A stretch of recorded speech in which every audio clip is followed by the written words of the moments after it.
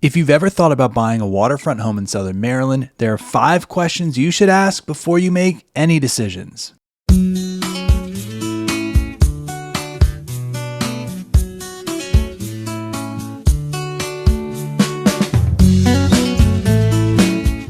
Hey, my name is Rob Schou. I'm a realtor down here in Southern Maryland with EXP Realty, and the whole goal of this channel is to help make your move to Southern Maryland so much easier. So if that's something you're going to be doing, use the contact information below. Call me, text me, and I'd be happy to help any way that I possibly can. Let's go ahead and jump right into it because one of my passions is waterfront, and I think I got 5 questions that you should be asking yourself before you make a decision on where you should be. Question number 1 is, what kind of water access do you want? Now that may seem like an obvious thing because I feel like most people want water access they can have a boat on, but some people don't want that. Some people just want a beautiful view of the Chesapeake Bay, or maybe like a really calm, serene creek that they're fine with just having, maybe a kayak or a paddleboard to be able to put in the water. But if you're someone that wants deeper waterfront for like a sailboat or for like a bigger draft boat, you're going to have to be really particular when you look at properties. So understanding what type of waterfront you want is really going to guide that decision. And for me, one of the things that I look at waterfront, of course, is whether or not I can get my boat in and out of the area that it is, but also how protected the creek is. I've lived in places where it's been wide open on the lower Potomac, and also I've lived on really protected creeks, and there's benefits to both, but in my opinion, I like the more protected creek because I don't have to deal with the riprap or the wave action, and it just is a little bit less maintenance compared to being right there on the Potomac or even off of a larger creek like St. George Creek and Piney Point. Question 2, and one that a lot of people forget to ask, is what flood zone is it in? Now you notice I didn't say, is it in a flood zone?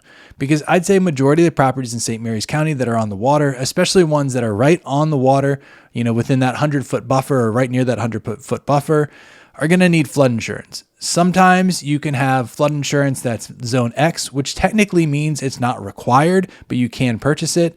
Sometimes you can have higher ones which are like base flood elevation 5 and 6, and have even ones like on St. George Island on the Potomac side and places like Cove Point, where not only is it the rising water you have to watch out for, but the wave height. Now with all those different levels of flood insurance, of course the premiums are going to be different too. And it's not just the area that affects the premiums, it's also the contents and the, of course, value of the building itself. So one of the first questions you should be asking a real estate agent when you're looking at waterfront homes is, what flood zone is it in?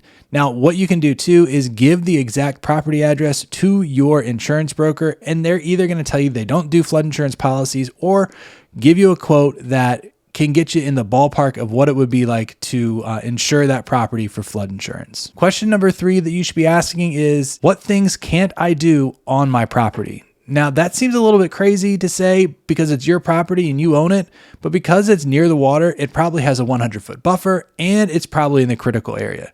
Now the critical area is anywhere within 1,000 feet of the Chesapeake Bay or its tributaries, and there's regulations on what you can cut down, how much surface area you can cover up with decks, with driveways, with houses and stuff like that, and just other general guidelines that you have to follow when you're looking to develop things in the critical area. Even more restrictive though is the 100-foot buffer. Now if you buy a lot that is not already cleared, the new regulations is a 300-foot buffer. So if there is 300 feet of woods between where your house is going to be and the waterfront, besides cutting a path to where your pier will be, you're not going to be able to remove any of those trees if it's a new lot. Now, if it's an existing home with an existing lot, you can maintain it just how it is.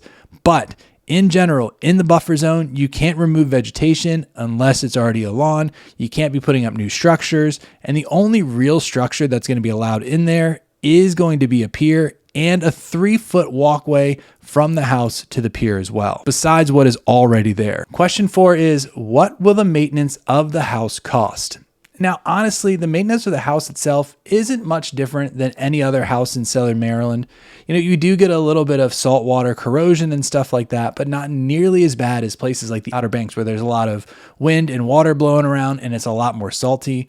But where you do see a lot of maintenance issues is going to be at the waterfront itself, especially if you're in a more open area.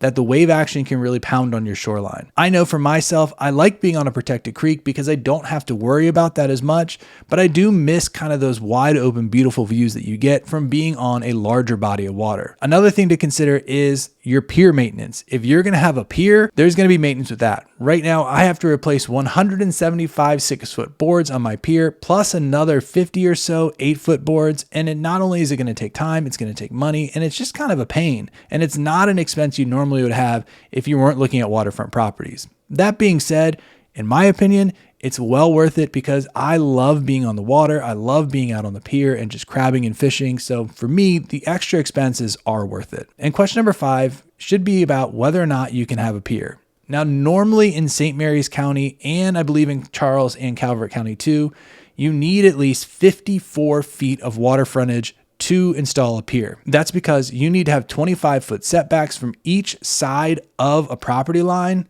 to be able to have a pier. So if you're 54 feet wide, that means 4 feet of pier can be on that property. That doesn't account for any L's or T's at the end. So 100 feet is kind of what you're looking for when you're looking at different properties, because you're going to be able to really put a pier in no matter what at that point. Now, what's really nice is if it already has an existing pier, you can build back on that footprint, and you may be able to do some extensions if you have enough water frontage, but there is a way to get a pier on properties that maybe it wouldn't be allowed normally. It's called the Board of Appeals, and if you go in there and you say that you have 40 feet of waterfront and you want a pier because everybody else on that same shoreline has a pier and you shouldn't be unfairly treated because of the fact that you have a smaller property, which was no fault of your own, then most of the time they will grant you the ability to build a pier. If you don't want to go to the Board of Appeals, you can also ask each neighbor on each side to sign off on allowing you to cross that 25-foot line. But I got to admit, that normally doesn't happen. Normally you can get one neighbor, but getting both of them to agree to that seems to be a little tricky at times. Look, I know this is just scratching the surface about waterfront in Southern Maryland. So if you have any questions or need any help, use the contact information below. Call me, text me, and I'd be happy to help any way that I possibly can. Look, I really appreciate you watching this video, and hopefully I'll see you on the next one.